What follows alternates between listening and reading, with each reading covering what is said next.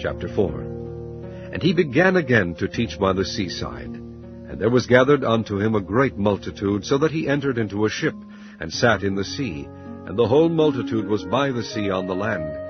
And he taught them many things by parables, and said unto them in his doctrine, Hearken, behold, there went out a sower to sow.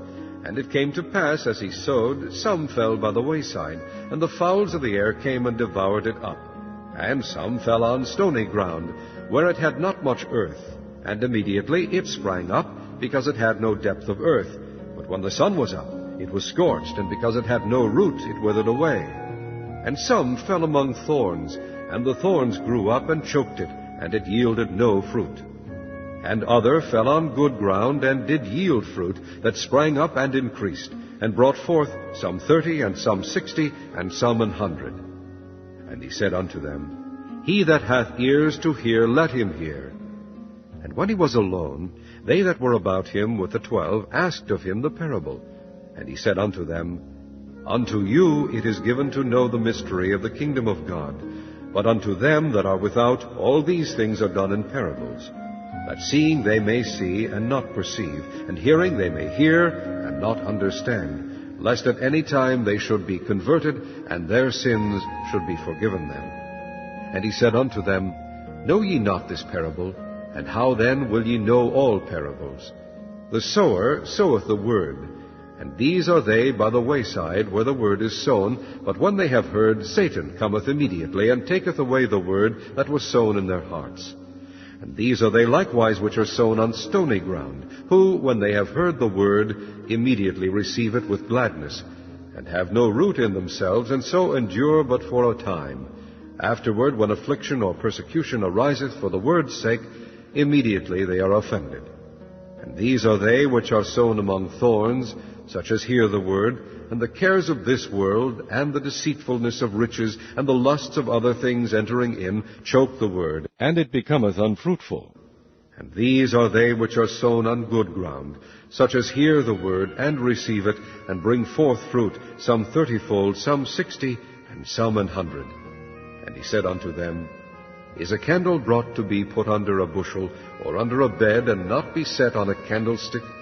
For there is nothing hid which shall not be manifested, neither was anything kept secret, but that it should come abroad.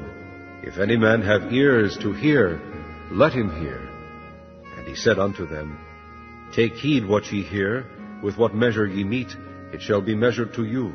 And unto you that hear shall more be given, for he that hath, to him shall be given, and he that hath not, from him shall be taken even that which he hath.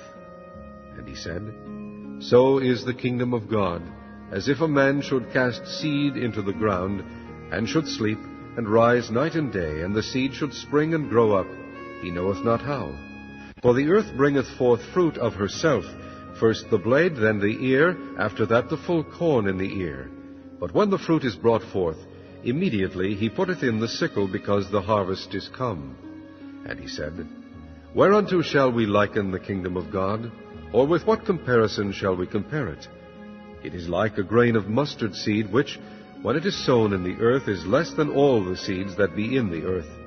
But when it is sown, it groweth up, and becometh greater than all herbs, and shooteth out great branches, so that the fowls of the air may lodge under the shadow of it. And with many such parables spake he the word unto them, as they were able to hear it. But without a parable spake he not unto them. And when they were alone, he expounded all things to his disciples. And the same day, when the even was come, he saith unto them, Let us pass over unto the other side. And when they had sent away the multitude, they took him, even as he was, in the ship.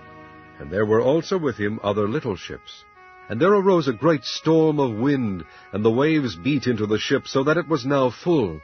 And he was in the hinder part of the ship, asleep on a pillow. And they awake him, and say unto him, Master, carest thou not that we perish? And he arose, and rebuked the wind, and said unto the sea, Peace, be still. And the wind ceased, and there was a great calm.